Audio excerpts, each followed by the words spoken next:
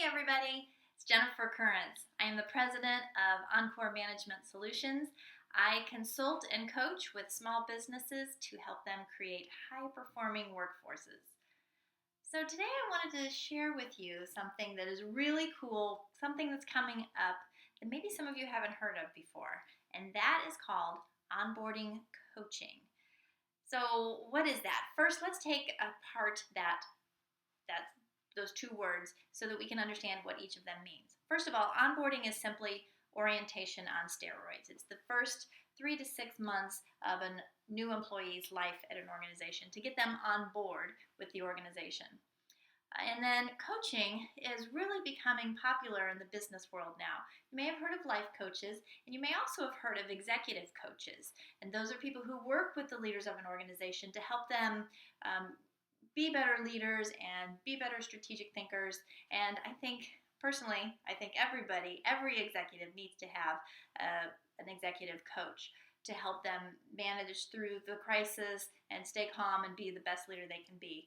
Well, the thing is that not only executives, in my opinion, need coaches. I think everybody can benefit from a coaching type of an environment with the right type of coach that fits them. And for onboarding coaches, then it combines those two things. So an onboarding coach is simply a business coach who comes in and works with the new employees to help them get on board with the company. What this looks like is you have a new leader come on board, a new leader or manager, high potential employee, and they come on board. You have another coach come in and work with that individual step by step. So the coach might make sure that the new manager is operating with things and strategies and developing their department that's in line with the organizational strategies. They will make sure that the team is reacting appropriately to the new manager. So the benefit is if you have an outside coach that comes in, the new manager will be so much more able to be open with somebody from outside the organization. They're going to be a lot more vulnerable. They're going to be a lot more forthcoming with the real problems that are affecting them. And here's where this comes in. Here's why this is so important.